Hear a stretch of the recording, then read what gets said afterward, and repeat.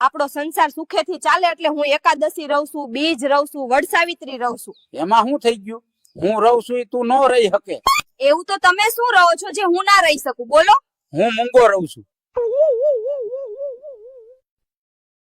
વાળ કપાવીને આવ્યો તો હું તારા કરતા 10 વર્ષ નાવો નથી લાગતો? તો પછી આખો ટકો જ કરાવી નખાય ને, એટલે એમ લાગે કે હમણાં જ જન્મ થયો છે.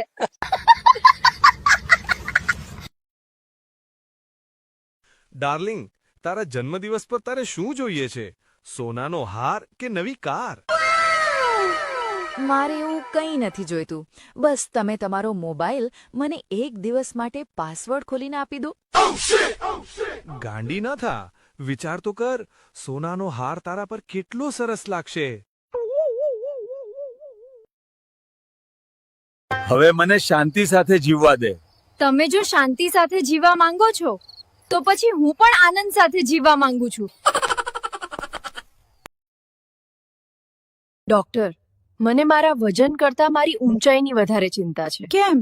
એ કઈ રીતે? કેમ કે મારા વજન પ્રમાણે મારી હાઈટ 6 ફૂટ 7 ઇંચ હોવી જોઈએ.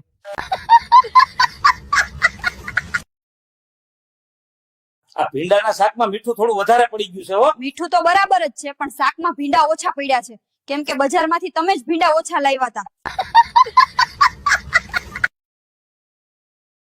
આ લ્યો, જ્યુસ પી લ્યો. અત્યારે ભર શિયાળામાં કોઈ જ્યુસ પીતું હશે? પહેલા અડદિયા બહુ કઠણ થઈ ગયા હતા તો મેં મિક્સરમાં નાખીને એનું જ્યુસ બનાવી નાખ્યું.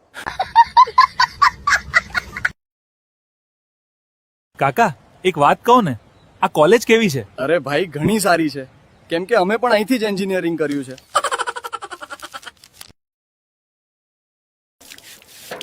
કાર ધોઈ રહ્યો છે તું? ના બેન, પાણી છાંટી રહ્યો છું. કદાચ મોટી થઈને બસ બની જાય.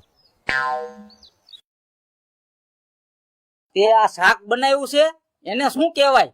કેમ એવું પૂછો છો? મને પણ સ્વર્ગમાં પૂછવામાં આવશે કે શું ખાઈને મર્યા તા. આઈ લવ યુ. સોરી, મારે ઓલરેડી બોયફ્રેન્ડ છે. વાંધો નહીં, બસ આટલું જાણવાના તારા બાપુજીએ મને રોકડા 5000 દીધા છે.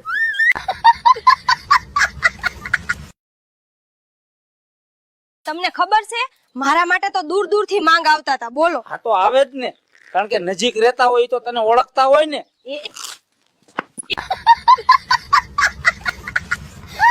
છેલ્લા 3 કલાકથી તમારી કંપનીનું ઇન્ટરનેટ ચાલતું નથી. બોલો, હવે મારે શું કરવું? મેડમ, ત્યાં સુધી ઘરનું કંઈક કામ કરી લો ને.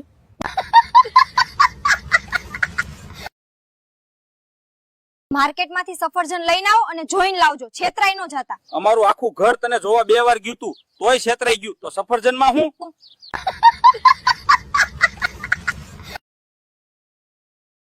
ભાઈ, ગુસ્સામાં ક્યારેક કડવા વેણ બોલાઈ જાય તો ખોટું ના લગાડતો. હવેથી વધારે પડતું આકરું ના બોલતા. હું નોકર છું, તમારો પતિ નથી.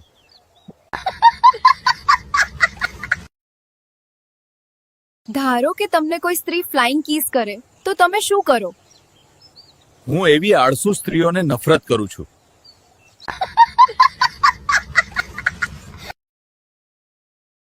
કેમ ચૂપ બેઠી છો? જીભ ચાર્જિંગમાં મૂકી શકશું? હા, ચાર્જિંગમાં જ મૂકેલી જ હતી, હવે ફૂલ ચાર્જ થઈ ગઈ છે. હવે સાંભળવાની તેવાડ છે તમારી.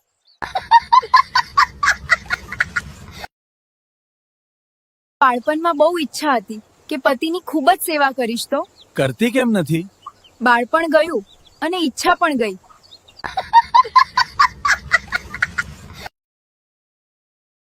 રિંકુ બેટા, આ શું ગણિતમાં 50માંથી 5 જ માર્ક્સ કેમ આવ્યા? પણ પપ્પા, તમે જ તો કહ્યું હતું કે વધારે મેળવવાની લાલચ ન રાખવી, એટલે મેં આટલામાં જ સંતોષ માની લીધો. બેટા, તું ક્યાંનો છે? બા, મારા લગ્ન થઈ ગયા છે. હવે હું ક્યાંયનો નથી.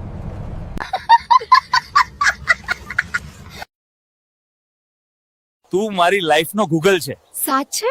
એટલી ઇમ્પોર્ટન્ટ? હા, કેમ કે તું બિનજરૂરી સજેશન્સ આપ્યા કરે છે. તમારો અકસ્માત કઈ રીતે થયો? હું વળાંક લઈ રહ્યો હતો. સામેથી બીજી કાર આવી? ના, ત્યાં વળાંક જ નતો. તું ઓફિસમાં તો મોટો સિંહ બનીને ફરે છે, પણ ઘરે જઈને તને શું થઈ જાય છે? ભાઈ, હું ત્યાં પણ સિંહ જ છું, પણ સિંહ પર દુર્ગા સવાર થઈ જાય છે. તમે તમારા પતિને પસંદ નહીં કરતા તો તમે એને છોડી કેમ નહીં દેતા? હું એવું કોઈ કામ નથી કરવા માંગતી જેથી એ ખુશ થઈ જાય. કાશ તું સાકર હોત તો ક્યારેક તો મીઠું બોલત. કાશ તમે આદુ હોત તો જીભ ભરીને તમને કૂટત.